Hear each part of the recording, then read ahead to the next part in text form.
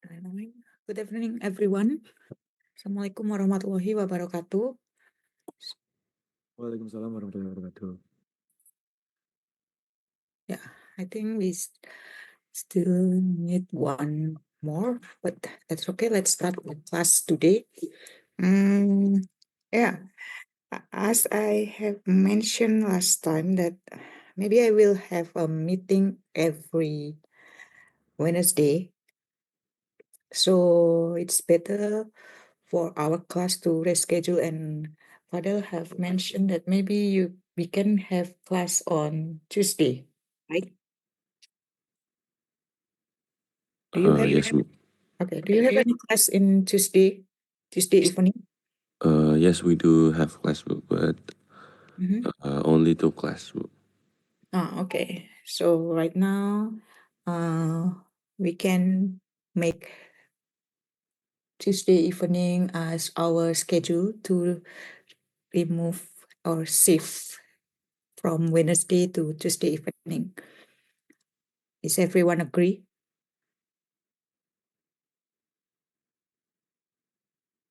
Sure, I agree.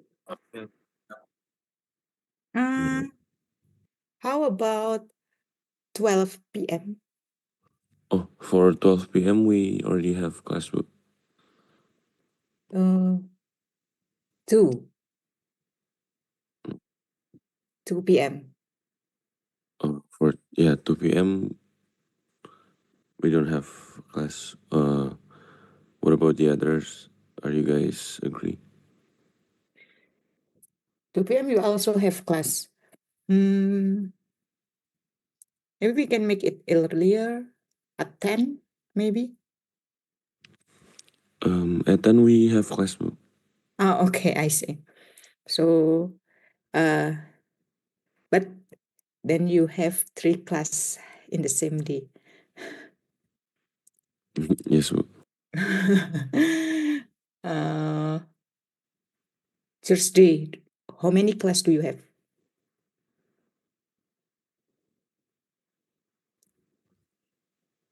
Today, 3 class. Okay.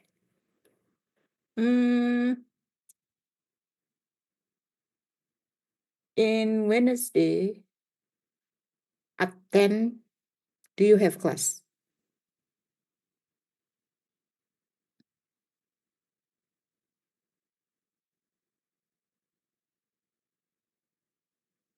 Okay. 10:50. Okay, I see. I will share my schedule to you so you can decide which one is better for us to shift the schedule. Okay. Later I will send my schedule. Okay, Bu. Okay. Then now let's start the meeting for the topic of economic problems, scarcity, and choice. So in this meeting, we will discuss about scarcity, choice, and opportunity costs. And please learn by yourself about the economic system later. Okay, let's focus to the economic problem. So from the figure, the descriptions say that every society has some system or process that transform its resource into useful goods and service. So in doing so, it must decide what gets produced, and it will be containing with resource, and how it produce. It will include the producer or manufacturer. And the last one, if after we consider how the resource is it produced, we mix of output either to be goods and or service, and we need to consider who gets what is produced. In the microeconomic, it will call with household. So these 3 basic questions. The first one is what gets produced, how is it produced, and the last is who get what is produced. From all of the element, from resources, producer, and the household, we will mix it into a macroeconomics element. So beside that, we also have another term that we need to study. The first one is capital, things that are produced and then used in the production of other goods and service. And factor of production, or usually we call it factor, the input into the process of production, or another term for resource. So when we see this figure, we can say resource as the factor for production. And to produce, we need the capital. So the factor can be product or also service. And the process is called production. Here, production meaning the process that transforms scarce resource into useful goods and service. And resource or input is anything provided by nature or previous generation that can be used directly or indirectly to satisfy human wants. Types of resource can be capital, human, and natural. And then the last one, when we transform the input through production, we can obtain the output. In here, output means as good and service of value to household. Okay, we already know the element of production system, and the problem is the scarcity that coming up to the economic. Scarcity and choice. First, let's discuss about 1% economy. Nearly all the same basic decisions that characterize complex economy must also be made in a simple economy that represented as 1% economy. In here, we maybe when we need to decide some alternative or make a selection, there will be come up with opportunity costs. The concept of constraint, choice, and scarcity are central to the discipline of economic. In here, opportunity cost means as the best alternative that we give up or forgo when we make a choice or decision. You can have an illustration for an example of frozen food and opportunity cost in book reference. From the description, the short description say that the growth of the frozen dinner in tree market in the last 50 years is a good example of the role of opportunity cost in our life.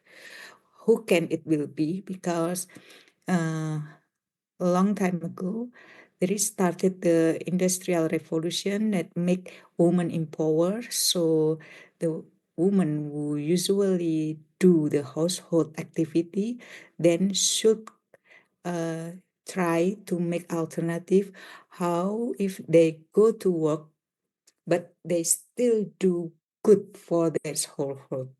Therefore, the frozen food is come as the alternative, and it will be the opportunity for women who go to work doing their work, and the cost that they need to forego is they have to buy some frozen food to save their time and also to save their capacity to doing some household. I think that's the reason why frozen food and opportunity cost can be the good illustration in here. And then after we consider about 1% in one case, now how about if this occur in two or more person? So we will know about specialization, exchange, and comparative advantage.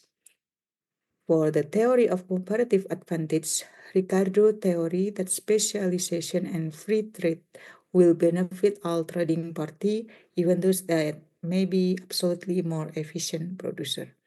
So from here, we can see in the right hand side for some situation that illustrate about the scarcity and choice in an economy of two or more. So in the figure A, it shows the number of log and basel of food that Colin and Bill can produce for every day spent at the tax. So there is two people, there is Colin and Bill, and they have some production, wood and food for respectively.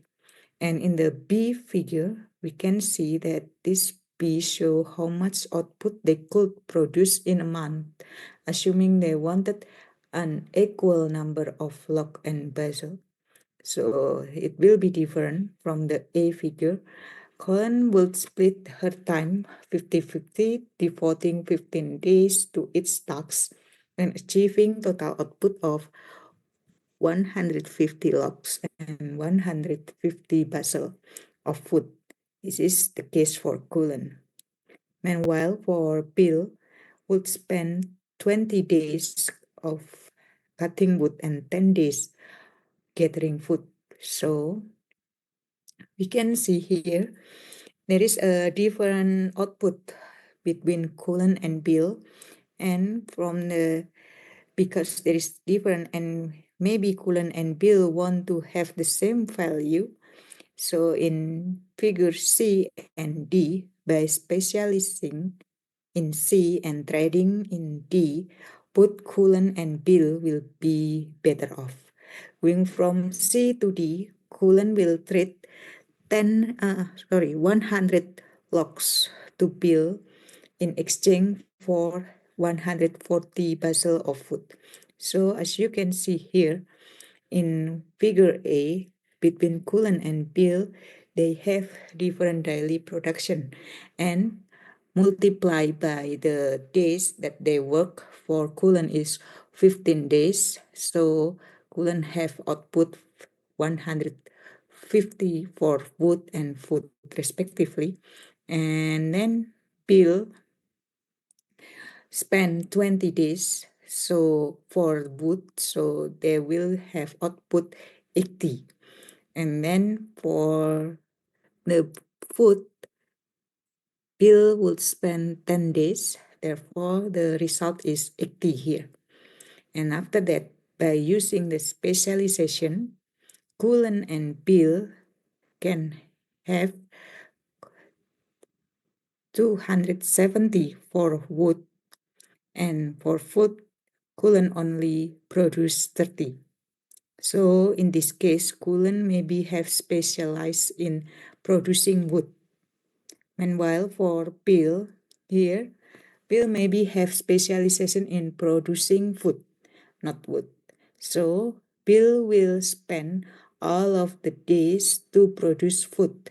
Therefore, for the total here, 20 and 10, he will get the 20, he will trading with Cullen to have the food 240. So after that, for monthly use after trade wood and food, after specialization, Cullen trade with Bill for that produce, and Cullen can get wood 170 and also for food in the same amount. And Bill also have the same amount for wood and food in 100. So from this case, to compare the B situation and the D situation, we can know that using the specialization and also trading, Cullen and Bill can get more output than if they don't use trading or either specialization. Okay, and from this case, we also have the meaning of absolute advantage. In here, absolute advantage is a producer has an absolute advantage over another in the production of a good or service if he or she can produce that product using fewer resource. And comparative advantage, A producer has a comparative advantage over another in the production of a good or service if he or she can produce that product with a lower opportunity cost. So, from the difference between absolute and comparative advantages, if we use fewer resource, so we minimize the resource, it called the absolute. However, if we try to lower the opportunity cost or maybe lower our regretness, so it can called as comparative advantage. And next, because we try to compare two or more situation from log and food basal production, we can also have a graphical presentation of comparative advantage. As we remember, comparative advantage if we try to have the lower opportunity costs and gains from a trade. So in the right hand side figure, we can see here the figures show all of the combination of log and basil of food that Coolant can produce by herself. So in this case, we use the coolant production possibility. If she spend all 30 days, it's months on log. Here, she produce 300 logs and no food. So in point A, it means that coolant will produce 300 logs but no food. However, if she spent all 30 days on food, she produced 300 basil of food and no logs. So it represented in point B. However, if she spent 15 days on log and also 15 days on food, she will produce 150 of each, either logs or food basil in point C. So this line, this green line, show the production possibility based on how many days coolant will spend, either for log or food basil. And in the next figure, we will see the bill production possibility. With the same assumption, in this figure, show all of the combination of log and basil of food that Bill can produce by himself. If he spent all 30 days each month on logs here, he produced 120 logs and no food. However, if he spent all 30 days on food, he will produce 240 basil of food and no logs. So if he spent 20 days on log and also on food, here 10 days, and total is 30 days, he will produce 80 at each point and represented in point F here. So from both figure, we can conclude that by specializing and engaging in trade, Colin and Bill can move beyond their own production possibility. If Bill spend all his time producing food, he will produce 240 basil of food, but there is no log here. If he can trade 140 of his basil of food to coolant for 100 logs, he will end up with 100 logs and 100 basil.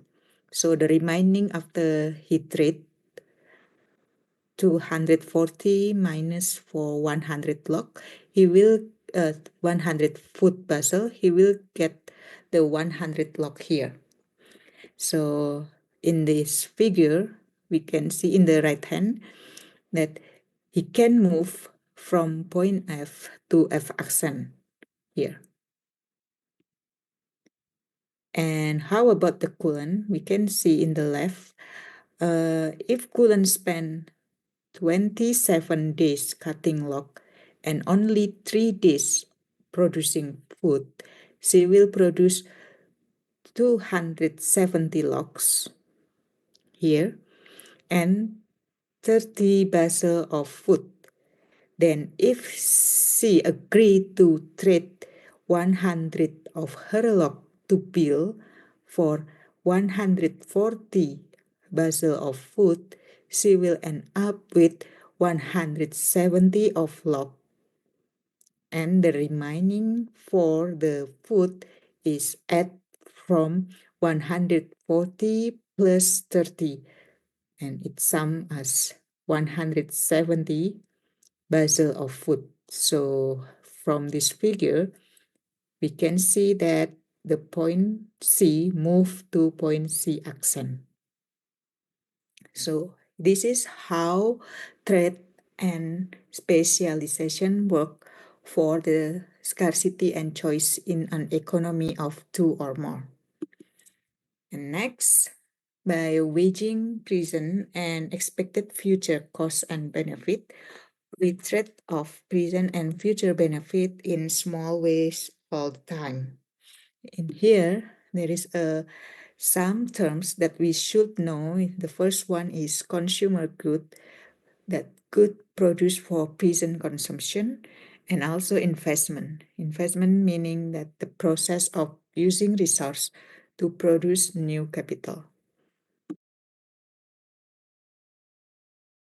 And next, still focus with figure, we also have production possibility frontier. Production possibility frontier, or PPF, is a graph that show all the combination of good and service that can be produced if all society resources are used efficiently. Yeah. So there is keyword is combination of good and service, and also use efficiently. To describe this situation, we can see in this graph all points below and to the left of the curve. So the blue set area represent combination of capital and consumer good that are possible for the society given the resource available and existing technology. Points about and to the right of the curve, for example, the G point represent combination that cannot be reached because the combination of resource is not available and also the existing technology is unreachable. Therefore, if we have point in above the graph, we can say that this combination cannot be reached. So the x-axis show the consumer good and the y-axis capital good. In here, consumer good means for the resource, and capital good can be represented as the existing technology.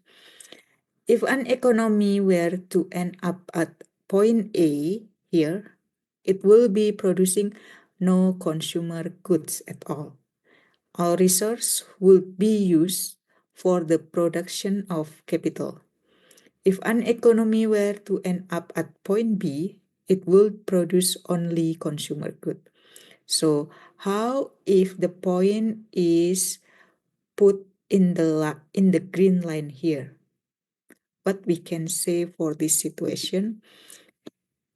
So the next discussing is about the if we have point in the green line, although an economy may be operating with full employment of its land, labor, and capital resource, it might still be operating inside its PPF at a point such as D. So here,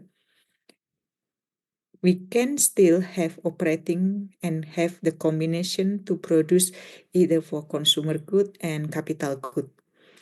But in the economy, they could be using those resources inefficiently because we still have the remaining resource here.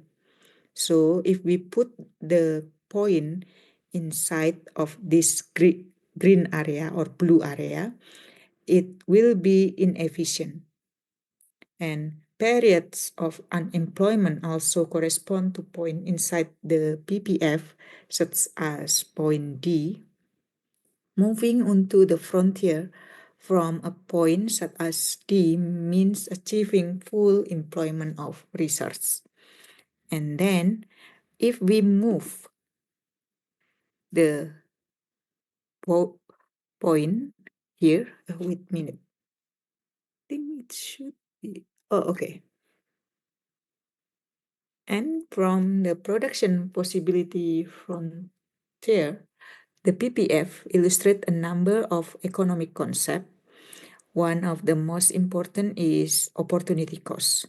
So the opportunity cost of producing more capital goods in favor consumer good.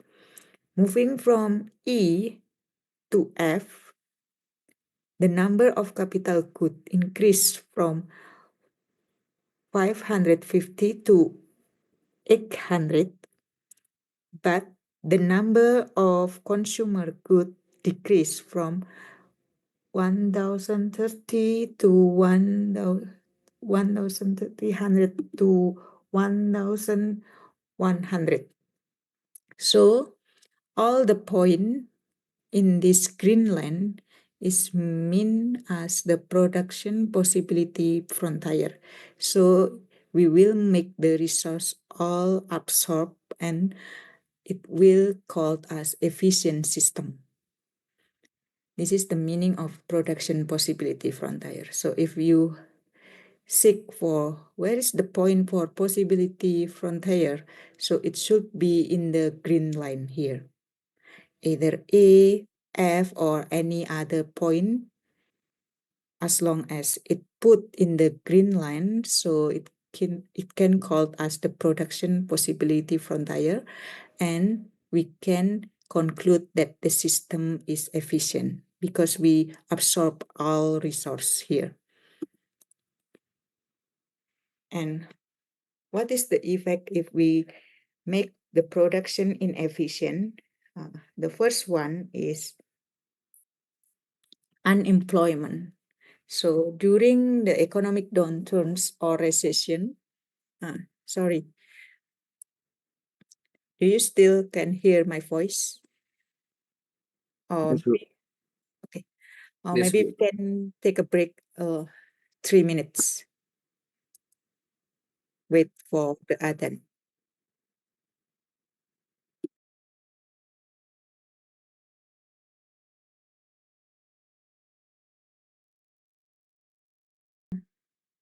So the effect if we can have an efficient system, we will have unemployment situation.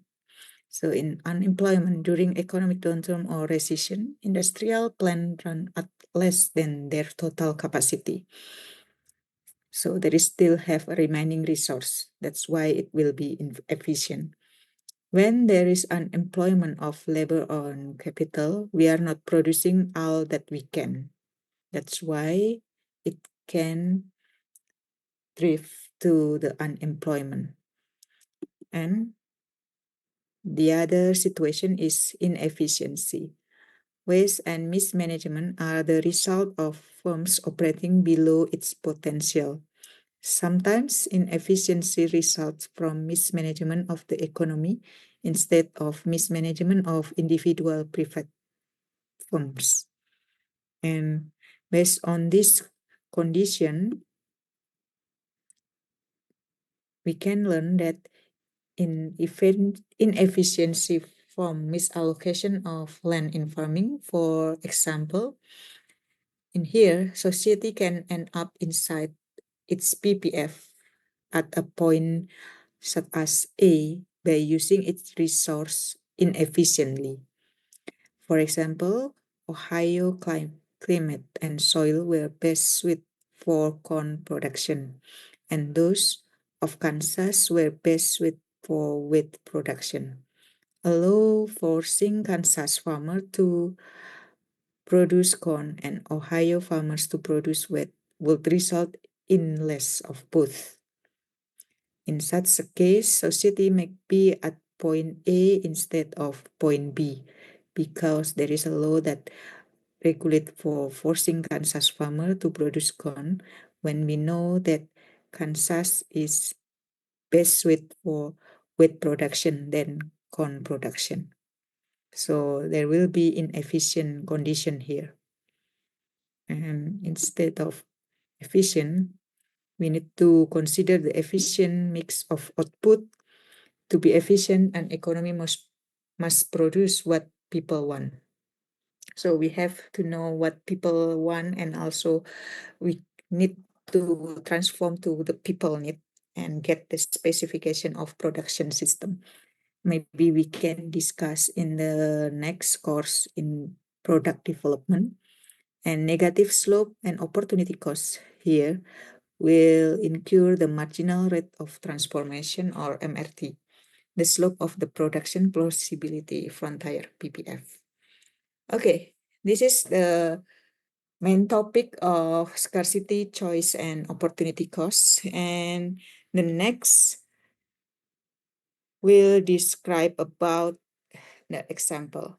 And for this meeting, I will ask you to do some homework regarding this situation, the production possibility frontier by the example of low increasing opportunity costs. So I already mentioned that there is a case from the corn and wheat production in Ohio and Kansas. This study individually about this case, and let's discuss in the next meeting. So one of you maybe would voluntarily present this situation and explain to us in the class. Okay, I think that's all for our meeting today. Before we end, do you have any question?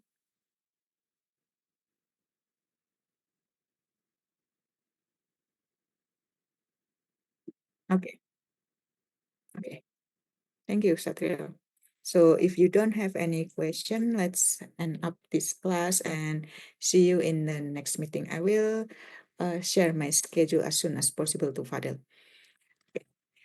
Okay, Bu. Okay, I will close this class. Wassalamualaikum warahmatullahi wabarakatuh. Waalaikumsalam warahmatullahi wabarakatuh.